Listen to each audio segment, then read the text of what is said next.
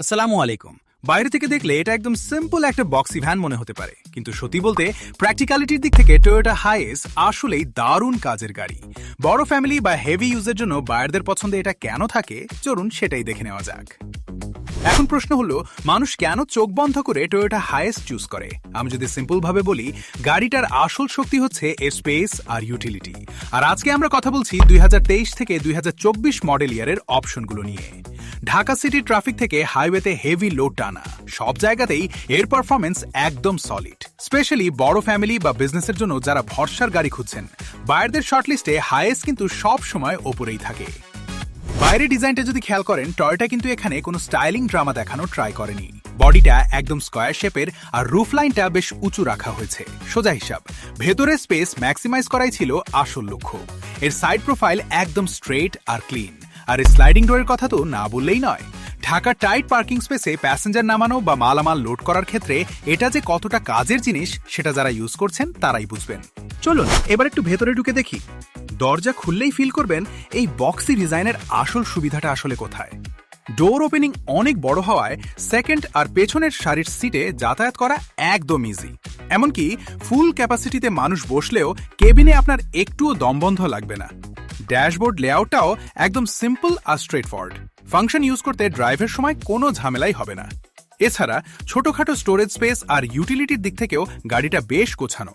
তবে হ্যাঁ, গ্রেড অনুযায়ী সিটিং কনফিগারেশনে কিছু চেঞ্জ থাকে, তাই নির্দিষ্ট গাড়ি চুজ করার আগে নিজের স্পেসিফিকেশন মিলিয়ে নেওয়া মাস্ট।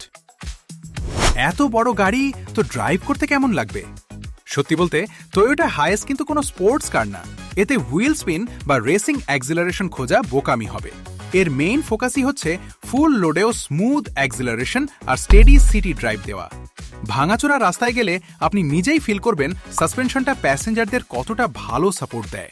আর লং হাইওয়েতে বের হলেও বুঝতে পারবেন গাড়িটা কতটা কন্ট্রোলড আর ব্যালেন্সড থাকে। আমি যদি সোজা কথায় বলি, এটা স্পিড দেখানোর গাড়ি না, বরং টানা কাজ সামলানোর জন্যই তৈরি। তো গাড়ি তো পছন্দ হলো, এখন আনবেন কিভাবে? মজার ব্যাপার হচ্ছে, এই গাড়িগুলো এখনই জাপানে কারবার্নের স্টকে একদম রেডি আছে। শিপিং এর আগে জাপান টিম প্রতিটা গাড়ির কন্ডিশন, মডেল ইয়ার আর সব ডকুমেন্টস কম্প্রিহেন্সিভ ইন্সপেকশন করে প্রপারলি ভেরিফাই করে নেয়।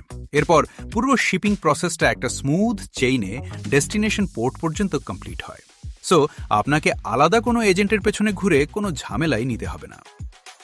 সবশেষে আসি সবচেয়ে ইম্পর্টেন্ট প্রশ্নে, খরচ কেমন পড়বে? আপনাদের একটা রিয়েলিস্টিক আইডিয়া দেওয়ার জন্য আমি 2023 থেকে 2024 মডেল ইয়ারের অপশনগুলোর হিসাব দিচ্ছি। আমাদের এস্টিমেট অনুযায়ী লোয়েস্ট স্পেক অপশনটার প্রাইস আসতে পারে মোটামুটি 22,58,000 টাকার মতো, আর হাইয়েস্ট স্পেক অপশনটা যেতে পারে 23,56,000 টাকা পর্যন্ত। এর ভেতরেই কিন্তু শিপিং, জাপান টিমের কম্প্রিহেন্সিভ ইন্সপেকশন আর ইম্পোর্টেড যাবতীয় খরচ ইনক্লুডেড। তবে মনে রাখবেন, এগুলো কিন্তু কোনো ফিক্সড প্রাইস না। গাড়ির কারেন্ট ভ্যালু বা ডলার রেট চেঞ্জ হলে ফাইনাল অ্যামাউন্ট কিছুটা এদিক ওদিক হতে পারে, তাই এটাকে একটা কারেন্ট বাইং এস্টিমেট হিসেবে ধরে নেওয়াই বেটার। তো ফাইনাল ভার্ডিক্ট কি দাঁড়ালো? আপনার যদি ডেইলি হেভি ইউজ, বেশি স্পেস আর লং টার্ম ইউটিলিটি দরকার হয়, তবে টয়োটা হাইএস আসলেই সলিড চয়েস। সোজা হিসাব, আপনার প্রায়োরিটি যদি হয় ইউটিলিটি, তাহলে কারবার্নের অপশনগুলো দেখে আপনার রিকোয়ারমেন্ট অনুযায়ী এস্টিমেট চেক করে নিতে পারেন। আজকের ভিডিও এই পর্যন্তই। সবাই ভালো থাকবেন। আল্লাহ হাফেজ।